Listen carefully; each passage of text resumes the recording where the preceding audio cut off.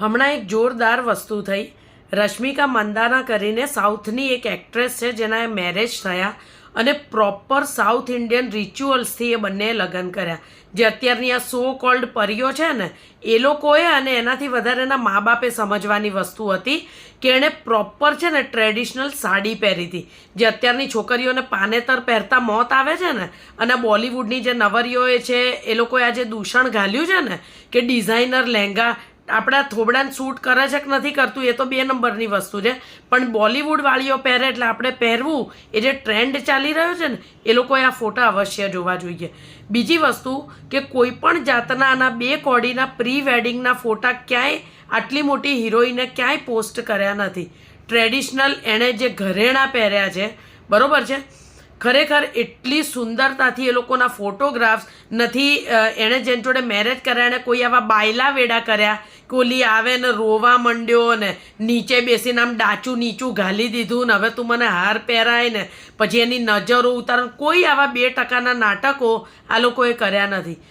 જોવાનું એક જ વસ્તુ છે શીખવાની. આ છોકરાઓએ નહીં, એ લોકોના ડફોળ મા બાપ માટે આ સૌથી મોટું લેસન હતું કે તમારા છોકરા જે ફાલતુ વેડા તમને કરવાના કહે છે ને એમાં તમારી ઇજ્જત વધતી નથી, કેટલી ઘટે છે એ જોવાની વસ્તુ છે કે તમે તમારા છોકરાઓને કોઈ પણ જાતના ધાર્મિક સંસ્કાર આપી જ ના શક્યા.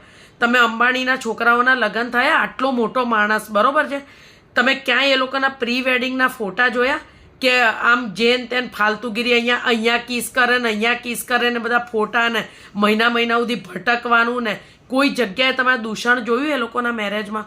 પ્રોપર ટ્રેડિશનથી આ લોકો લગ્ન કરે છે. અહીંયા આગળ તો બાપો બિચારો લોન લઈને લગ્ન કરતો હોય ને એમાં પાપાની પરીઓ હવે કાર નવરીઓ નવું તૂત હુજ્યું છે કે લગ્નના આગલા દાડે ઢોલ લઈને જશે ને છોકરાવાળાને ત્યાં સોસાયટીમાં નાચશે ને હમારી શાદી મેં હપ્તે 4. ખરેખર મને એવું લાગે છોકરાવાળાએ છે ને ત્યારે જ લગ્ન તોડી નખાય. કેમ કે આ છે ને આ નાટકો છે, આ લોકોને બતાવવા માટે જીવવાવાળી પ્રજાતિ છે, ઇન્ક્લુડિંગ ધેર પેરેન્ટ્સ, કે જે લોકોને એવું છે કે ઓહો અમારી છોકરી આવું કરે એટલે મોડર્ન લાગે. ને અડધી ઘેલછા શું છે ખબર છે કે અમારી છોકરીની રીલ વાયરલ થાય, લોકોમાં મારી છોકરીનું ડિસ્કશન રહે, પણ આ લોકોને ખબર નથી કે તમે કયા લેવલ પર નીચે પડી રહ્યા છો. નથી તમે તમારી ઓલાદને કોઈ ધાર્મિક સંસ્કાર આપી શક્યા કે નથી એ લોકો એના વસ્તારને કોઈ આપી શકવાના આવા સંસ્કાર. એટલે પ્લીઝ જો આટલા મોટા માણસો આ બધી વસ્તુથી બચતા હોય ને તો આપણું તો એ લેવલ જ નથી. મુકેશ અંબાણીના જૂતા બી છે ને આપણા પગાર કરતાં વધારે મોંઘા હશે. તો આ લોકોનું જોઈને તો શીખો અને છોકરીઓને વ્યવસ્થિત ધાર્મિક રીતિથી પરણાવતા શીખો. પહેલાં તો પ્રોપર પાનેતર પહેરાઈને.